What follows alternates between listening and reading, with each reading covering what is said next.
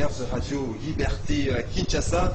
Donc, on a une sous pour la deuxième partie, émission la vidéo, rendez-vous des auditeurs, et je fais ça ma vidéo, Nigisa, il y a coupé ça ma vidéo, vie la vidéo, proposition la vidéo par rapport à ma camouze la République démocratique du Congo.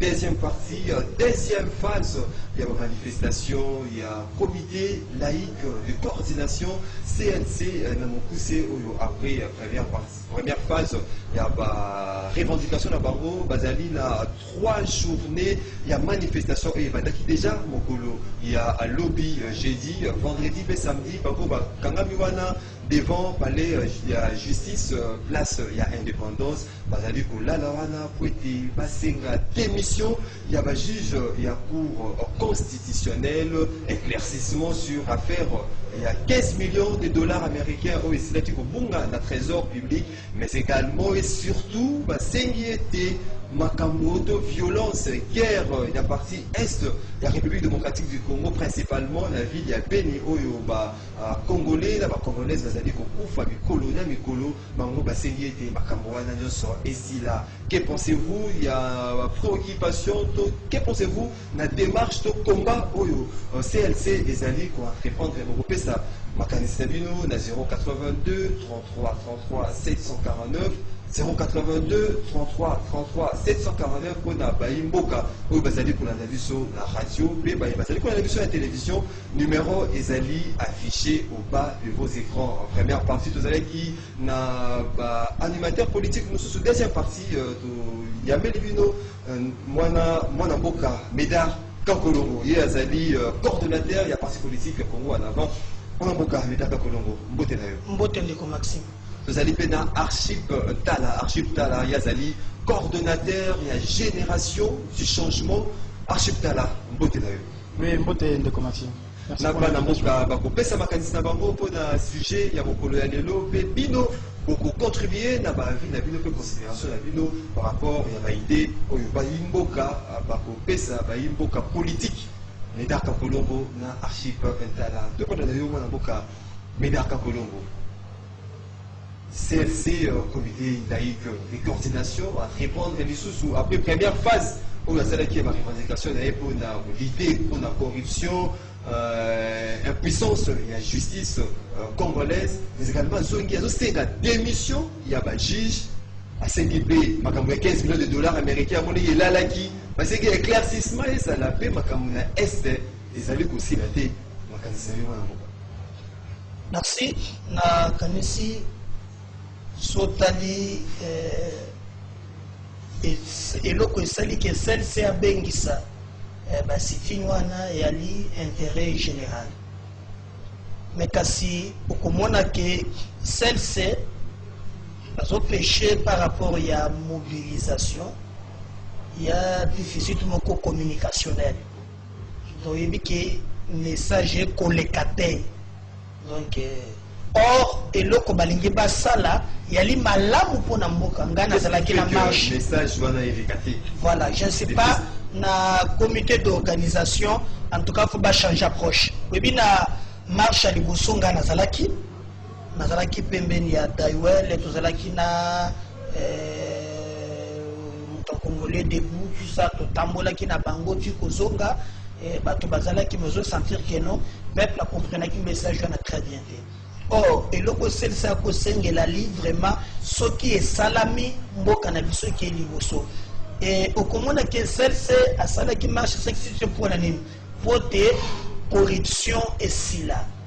Oui et puis baloba la justice kaka mutu koto mbola mboka.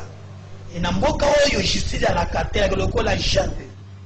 Comment on peut comprendre que dans un pays où on va détourner son émission, il faut y avoir net militaire ou bien policier congolais à la cas na sorte na yemoko ya $9 abati aliaka par jour, mais pas boto la kambongo wana mona kayangote. Moi c'est l'investigation non. Oui. Donc quand on a bango ba $9 abati libre par jour. Et kenda kawapi.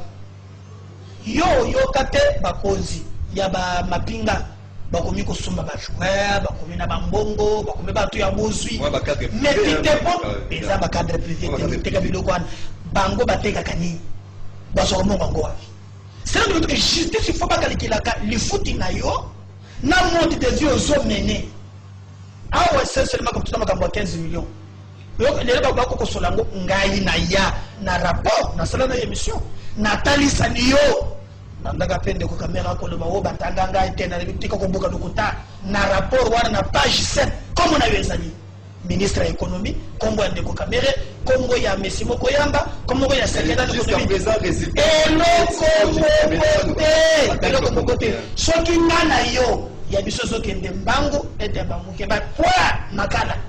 Alors, justice on a double vitesse. Na mona présidence bakamati Ntumbo Kolobo, oya salaki mabe bakangiye, félicitations, malamu. Kaka batoza na pointe. Bato ba casse ba propre politique. Tangani bango tonji mabino. Donc, c'est ça qu'on dit, le point de la justice, il faut qu'on puisse nier beaucoup. Mais, Bameka, Tongo na Puete, Mungongo, Eyebana, Makambo ya Beni par exemple. Obako Senga justice. Mais, na ba rapport exact, tous na ba généraux à la canarmée, généraux à généraux ya ADF. Balaki seke bango moko bateke la kapeba, ba ennemi mindu, et yeba na ba rapport. Mais qu'est-ce qui fait que Makambo ya M23? Non? Les mêmes jours M23 ici. Bongo il y a ADF et si la kate. Il y a une complicité. Bon d'abord Archip Tala, vous allez de la génération du changement. Baïboka RLS Salamaki na 2018 qui était mon amour Félix Tshisekedi Azalaki Moko il y a opposition avec au prôner état de droit changement makamunyo sona batambola pe dina moko na bato ya comité de coordination CLC est-ce que le lot au bazali ko bunda bazali ko télé bazali ko manifester pour makambo etali corruption makambo etali guerre na est justice na biso comment faire pour la redresser ba secteur wana nyoso.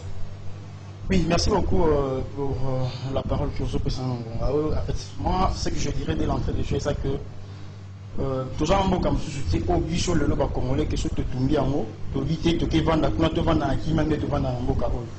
Mais à un certain moment, je pense qu'il faudrait un peu, comment dirais-je, la leader politique, pas mais un peu qu'on essaye qu'on tient d'abord en première position d'intérêt Mboka. Parce que je me dis, comment. Initiative pour les hommes bon na CLC il a dit initiative moko ils ont dans le cadre il y a changement à Congo mais ce que au Tali initiative à Liboso ils a été étouffé par qui par un certain nombre de gens parce que c'est 10 ans du pouvoir bah mon yango m'a dans le sens que parce que bah toucher bah oh ya bango bazana na ko gérer mboka alors que la justice lorsqu'elle est impartiale je me dis mutuna niveau azali à cause na respect ya Mibeko. Mais ceux qui respectent Mibeko, c'est parce qu'il y a un directeur, parce que non. Là, justice c'est ça, justice appareil judiciaire c'est ça, et là aussi je me dis, cours constitutionnel normalement du moment où nous parlons, on devrait quand même avoir cours mon cause réhabilité avec de nouveaux acteurs, de nouveaux animateurs. Mais qu'est-ce qui bloque l'appareil aujourd'hui que non cours constitutionnel même mandataire au mandat ici, on continuera à siéger en tant qu'animateur à cours constitutionnel. Et puis troisièmement, en tout cas franchement, personnellement, je suis touché chaque jour que j'apprends qu'il y a des massacres à Beni. Franchement, je crois qu'on a mis avec toi sur Facebook, des fois tu vois ma publication ces derniers temps, ils ont coïncidé quand on a un massacre à Beni. Malgré la nouvelle stratégie, moi je suis déjà 3 personnes ADF. Ce qui est c'est déjà grave aussi parce que façon je me dis, il a vraiment massacré, il a une mauvaise foi. Je vis la dernière fois, on a manifesté contre MONUSCO. Oui, MONUSCO va être étranger. Mais ce que nous devons quand même nous dire, il y a eu des rapports où ils ont été établis noir sur blanc. On se prouve qu'il y a certains généraux, il y a FARDC impliqués dans la guerre, il y a un massacre à ADF. Mais qu'est-ce qui fait que ces généraux-là demeurent aujourd'hui en la liberté, ce qui n'a pas calmement. Et aujourd'hui, vous pensez que si tu as MONUSCO, MONUSCO va créer et puis massacre ici, je ne pense pas. Il faudrait d'abord que banana na buso moko ba congolais ba kolomboka. Ce qui buso déjà to bateau nyo se baza cité on a que baza aujourd'hui basa lui passe la justice c'est que baza condamné. Je me dis que on peut espérer que Kimeko kana est mais tant que bawana bazo circuler en bango librement aujourd'hui ils peuvent être ciblés à cette carte là mais Azumi nous avons continué rien et ça va continuer davantage et tous ces gens qu'on est en train de massacrer du jour au jour et ceux qui disent aujourd'hui prétendent dire que non ils sont prêts à mourir pour pour que la paix règne à l'Est. Mais pendant que par exemple, je me demande, moi, après un bazar pour pas couper, bah, je vais pas couper. Une décennie. Payer ici la mobimba, il n'est pas là comme après on commence. Une décennie, avant, bah, nous avons choisi pour couper na SDA. Maintenant, quand Colombo, vous avez la question, pour la ville, vous parlez avant tout, soit Bandeko, la Zéla, il y a Singa. Félix Tshisekedi a joué opposé en 2018. L'autre, vous allez colorer la Makambo Italie corruption, Makambo Italie impuissance, la justice, Makambo Italie paix. Est-ce que, pour les alliés qui cheval des batailles, Makambo Italie, Makambo justice, on peut parler d'une nette amélioration ou bien vent nouveau pour la population congolaise a commis souffler par rapport il y a changement, il y a du régime, dans la tête il y a Mboka, tout. Tous alliés pour vivre pire qu'un oyo tout manière commune. Il faut y avoir que jusqu'à présent, en tout cas, massacre pour continuer. Les mêmes modes opératoires d'aller continuer. Et je me pose toujours, Moutouna n'a pas réponse, que fait nos services de renseignement militaire? Quand Abissonde, Oumubambe, Oumufunge, Bongo bino bokoso. Hey, nde bolo bakana swede. Umubambe, umufunge. Wewe yaba kamote. Ah, mais so yo l'exsoy quand même. Zomon. Alors, service wana ya renseignement. Parce que eza même méthode. Bakata kaka achète, bayaka tela boko. Normalement, il faut être pas un service d'intelligence. Bayaba mode baton baso opérer. Comment on va caler bango, tout ça, mais pas ça rien. Et puis Félix ça y est. Dans le contexte, Félix a eu pouvoir. A eu pouvoir entrer dans le bateau et a fait cesser. Ndeko, quand il s'est mis tout ça, na yokala, na yebiso pour former gouvernement. Na ko nungu ke ba kopé sa défense na fait cesser. Ce qui défense qui n'a fait cesser, et ba qui ne passe à ba congolais continuer. Dans le côté, l'Assemblée nationale, commission défense sécurité, c'est pour vous dire, aussi longtemps qu'on a un gouvernement, Oyo et Zali, qu'on travaille, Félix Sotali, moi, bonne volonté, mais ça ne suffit pas. Maintenant que ça y c'est la dernière assaut avion. Pour et quoi, na Lusambo, et na Lusambo, et puis na Lusambo, et l'on na Lusambo, et Bongona. Nini ya liboso ko ya libanga e bongo na nini e jamais bongo na nini libanga sikoyo adio ekitaki kuna ce qui nous était bon tu as conclusion j'ai chité na chité alors batu nyoso bayaka pona ko mettre fin na bitumba ya est bakufaka kaka au prédire nini ya rolo c'est na chité ba au prédire nini c'est là okomona ke Mamadou Ndala atelema halali Munjamabe, Alal. Mais tous les généraux batanga kabango bazana na complicité bango ko fakate. Bango fakate. Oui, mais ceux qui kaka au télébi congolais, on a la volonté possible c'est tout.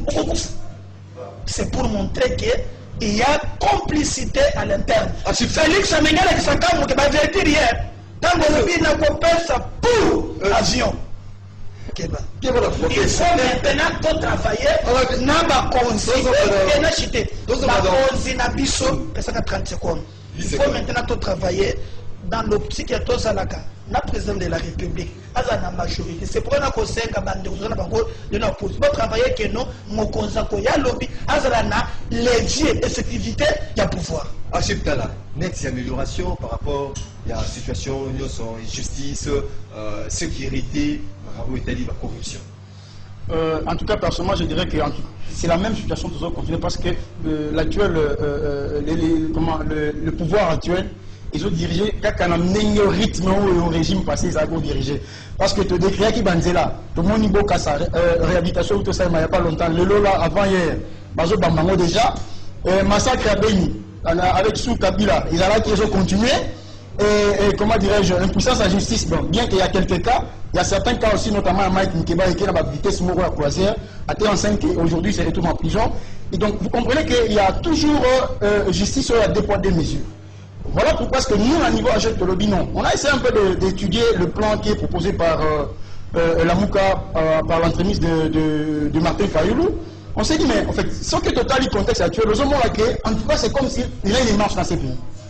Or, aujourd'hui, si vraiment nous passons, on a été pour la réforme institutionnelle, la création au Conseil national des transitions, je me dis, à un certain moment, on va quand même essayer de tout remettre en marche parce que le président actuel dirige le pays sans majorité présidentielle, sans majorité parlementaire plutôt, allez-je dire. Alors, ils ont essayé ce code difficulté. Tout ça va élection avant. Non, mais je me dis, peut-être tant que toujours la 5 ans, toujours continuer davantage à confoncer la situation, toujours vivre le lot, toujours continuer à défier. Les autres disent que non, pendant 5 ans, on va continuer à assister à un massacre du jour au lendemain de nos frères à Béni. Et puis, on nous coupera ceux qui comptent sur quoi dans 5 ans. Donc, Béni mobile aussi là. Aujourd'hui, parce que le président M. Roya. Et puis, dans le contexte actuel, FCC, je me dis, et que vous allez un peu difficile que même dans l'élection, il y a des choses. C'est Congolais, tu vas Congolais, tu peux dire FCC. C'est comme si on est diable, ange. Non, en fait, on ne dirait pas que Batumsou Bazar ange, mais agissement envers l'intérêt à Congo. Vous sentez vraiment qu'ils ne sont pas. Donc, Bazar va beaucoup te concerner, même pas pour l'intérêt à Congo. Parce que si tel était le cas, je me dis, récemment, tout le qui décision, il y a comment dirais-je, il y a eu une correspondance, il y a PGR au niveau de l'Assemblée provinciale, il y a Congo central. Mais normalement, dans le moment où PGR a saisi l'Assemblée provinciale, ils allaient quand même voter des chances, il y a gouverneur. Mais ils n'ont pas fait dans le moment, pourquoi aujourd'hui, ils viennent à faire ça aujourd'hui. Tu vois un peu, donc, agissement à part même de Ting la bouche dans un certain moment de dire. Mais c'est ça. Non, en fait, Bazo s'est vanté par rapport à la majorité parlementaire au Bazar parce qu'ils se disent qu'ils gèrent tout, ils sont à tout niveau. Token de Nzela Singa 082 33 33 749. Allô, bonjour. Allô, bonjour. Au Bengi Bisso à Pikomodani.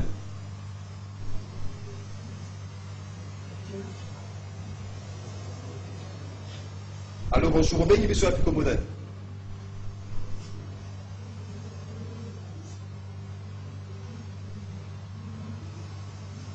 Allô?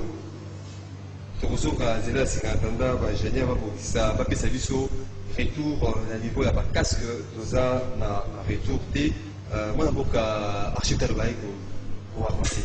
Oui, merci beaucoup. En fait, j'étais en train de dire que exactement que Bango Baza, ce qui y a de l'autre côté, Ange Bazali, non. Le problème, c'est que l'agissement de Konabi sur la FCC, et je dis que tout le monde qui est basé dans le pays n'était que Zika.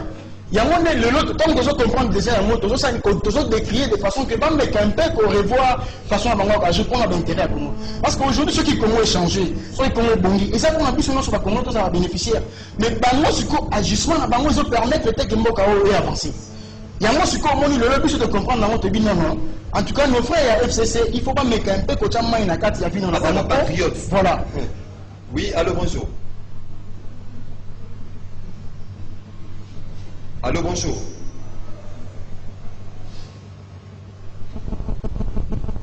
Allô, bonjour.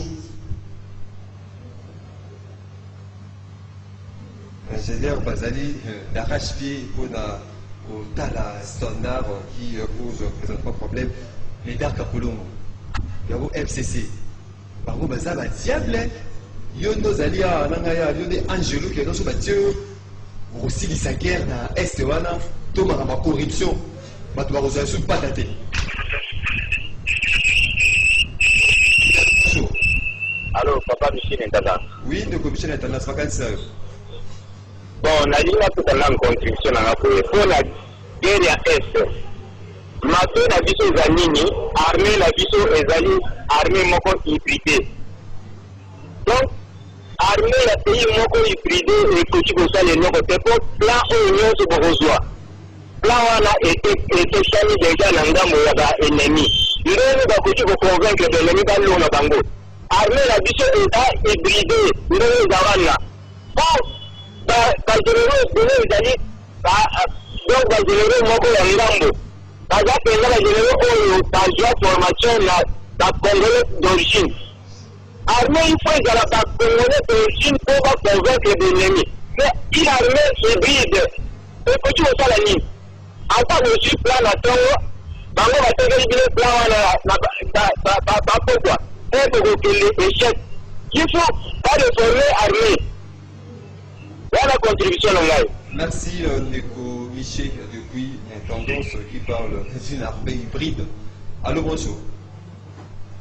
082 33 33 749. Allô, bonjour. Moto mwana mboka. Ok, ben qui sont beaucoup de Oui,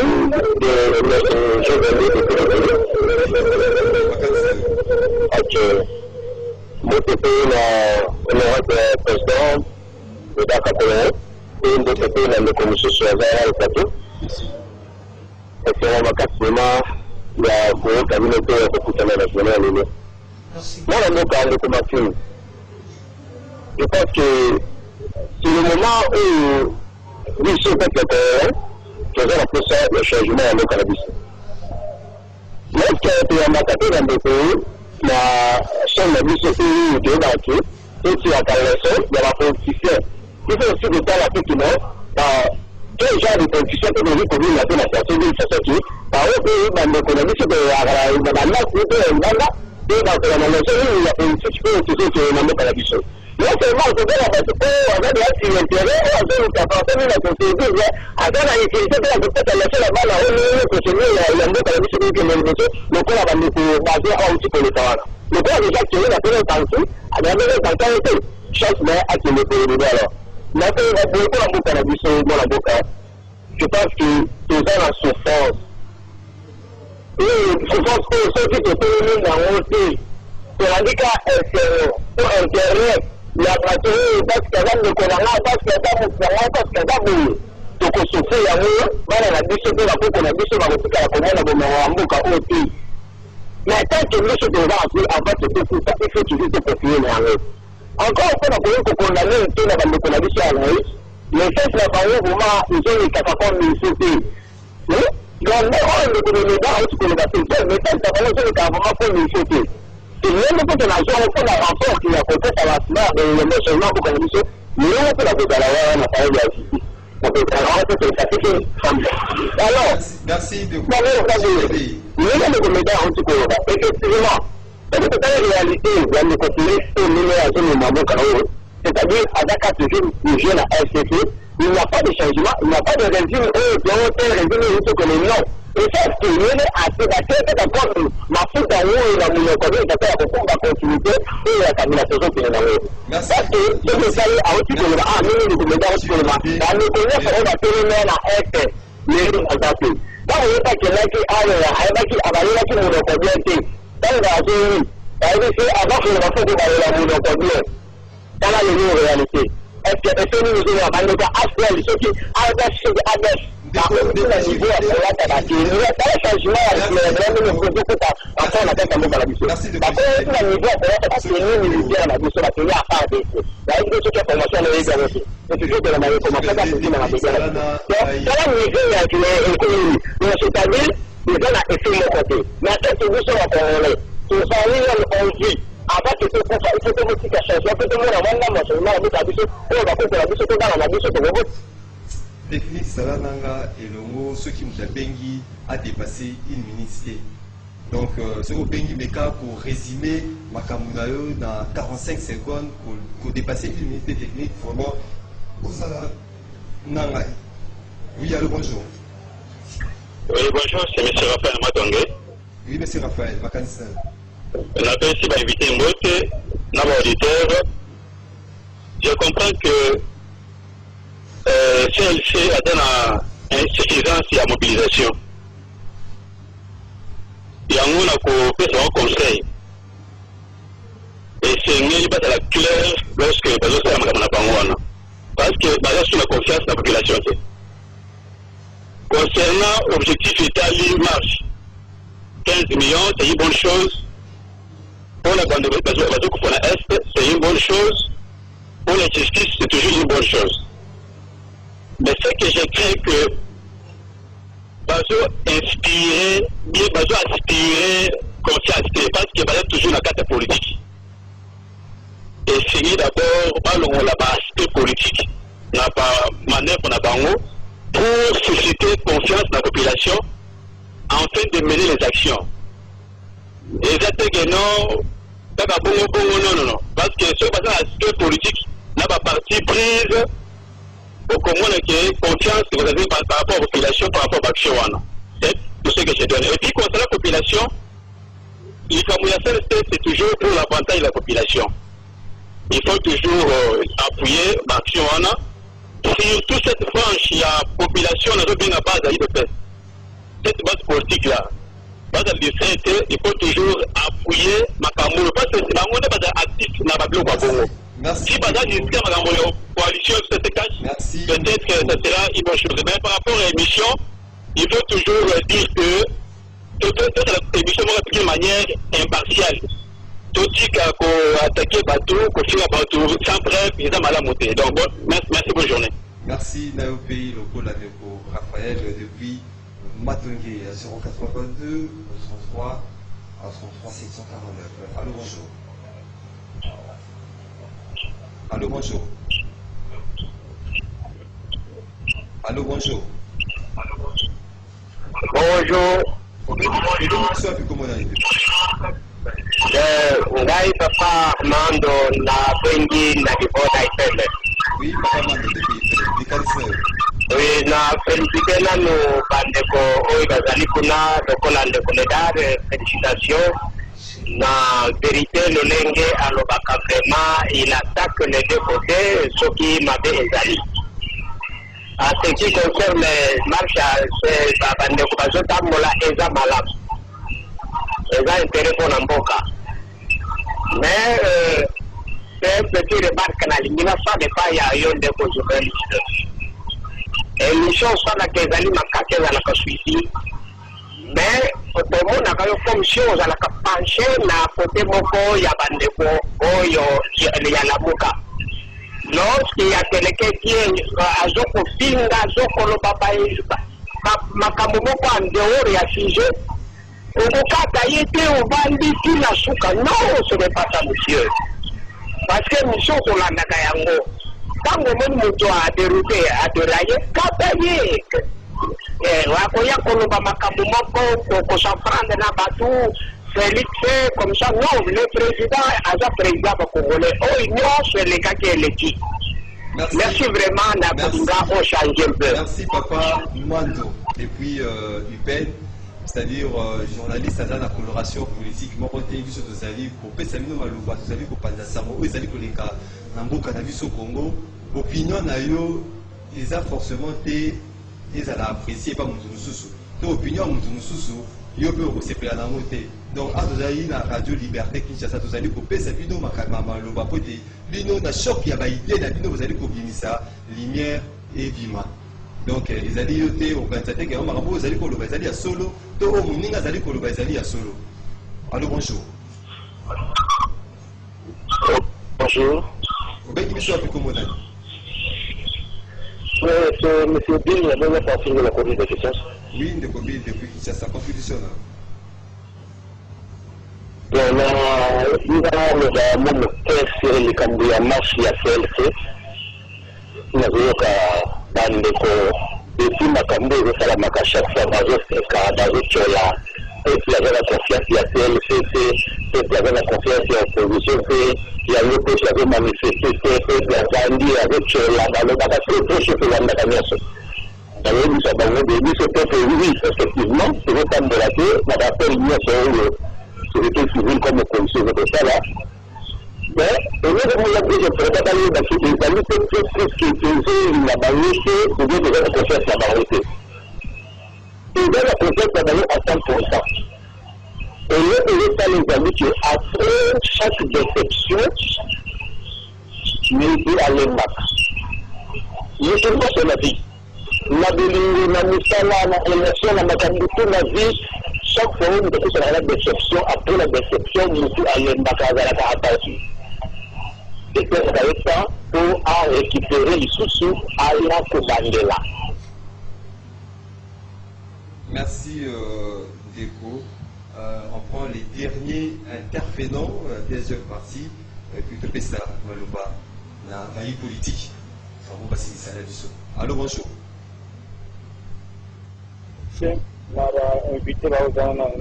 Obengi biso wapi kombo nani?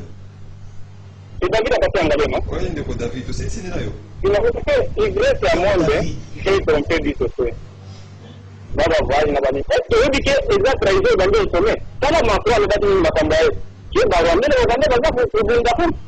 Mais, on connaît pas, à deux qui coulent na est, à deux dans le Kuma. Là, on a dans le Rwanda, pas de féliciter. Là, renseignement pour que dans le Citadel. On m'a pas dans le Qatar, la bazooka, le Makambaye. Dans la monnaie, on a dans le Makambaye.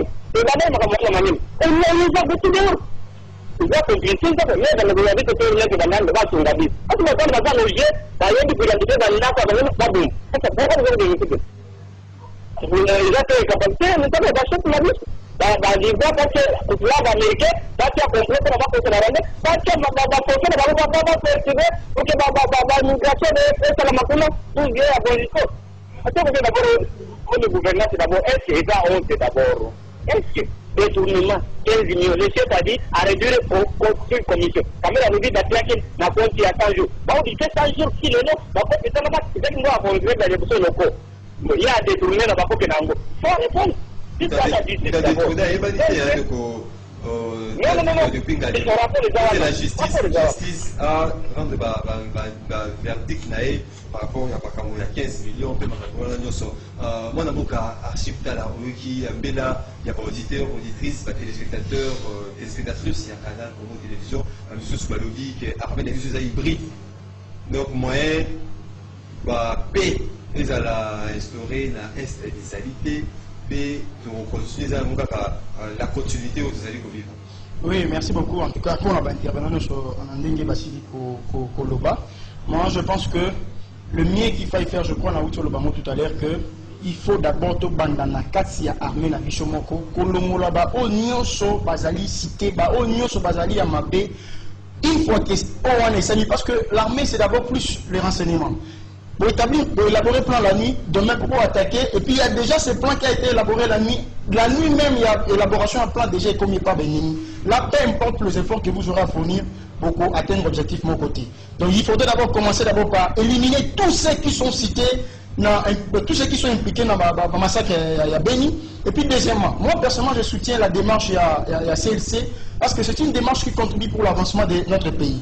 Mais si c'est seulement ce que nos frères de l'autre côté, Bango Bakani c'était démarche la CLC parce que Baza du côté, tous ceux qui ont la mouka Baza du côté opposition non. Parce que je me dis, même marche à Liboso, ils avaient qu'il y a Bango Bakako diaboliser la population que nous Bolanda, la distraction en athée, Bazumbongo à côté, ceux qui ont Moïse et consort. Je me dis, si c'est seulement si que 15 millions ils ont mis dans l'état lolo et qu'on servir dans ma cambébélé pour Namboka. Et puis deuxièmement, je me dis, justice serait équitable, Moutinho ce soit dans l'ambéba à répondre devant la juge. Et puis c'est comme ça que Mboka est au Liboso. Mais si c'est seulement si que par exemple, que démarche à la CLC, ils allaient pour Baza du côté opposition, ce Baza pour le non. Ils allaient Mabé, Total à Congo, il y a un déjà seul héritage biso aux anango.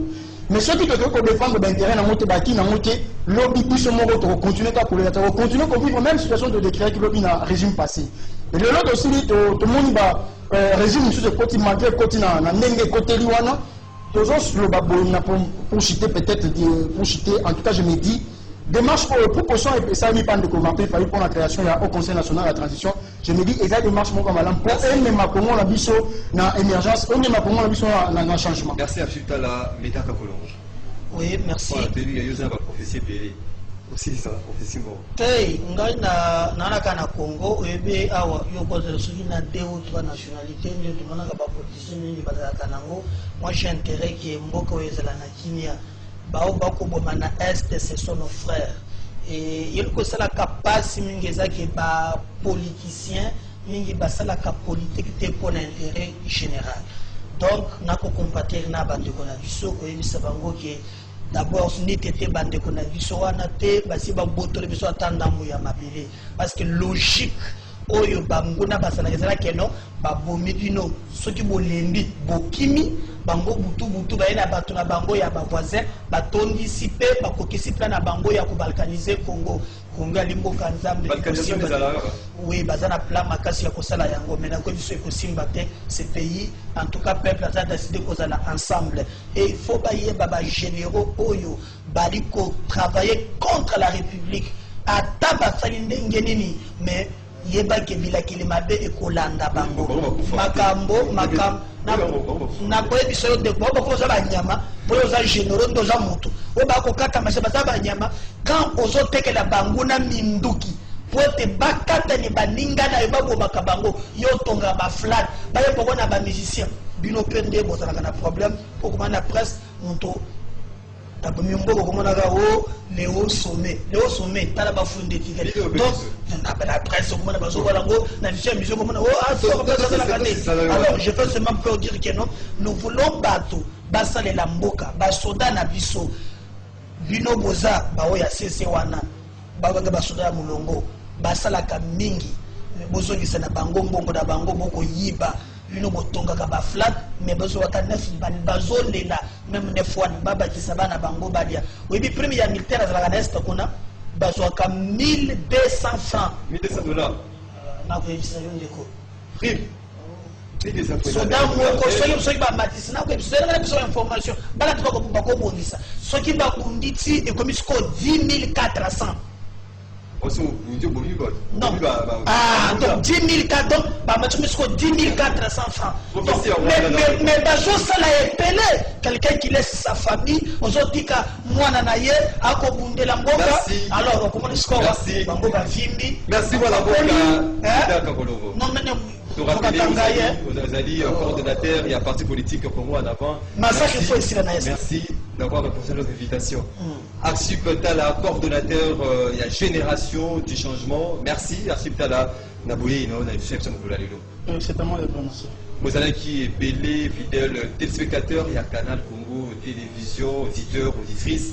Il y a Radio Liberté Kinshasa, il y a Obenga, il y a Opesa Makanisabino, on a moni vraiment, vous avez un souci à changement, il y a beaucoup de changement, on a tellement vous avez la foi, beaucoup de vision et Kobonga. C'est comme la 2020-2021, changement et Kokota, la 26 provinces, il y a beaucoup de vision pour la émission, on a Kebi, les allez qui vraiment assuré réalisation, les allez qui assuré par vraiment la Boka Géry, Amboka, télévision, les allez qui assuré par moi la Boka Alain Kabongo à la télé, à la radio, au lésime Singani, derrière les caméras, tout ça qui n'a infatigable Moro Zambé, avec Karine et Pépé. Production assurée de main de maître par Doudou Montiri Hamilton. Vous écoutez des Mokolo, il y a lundi.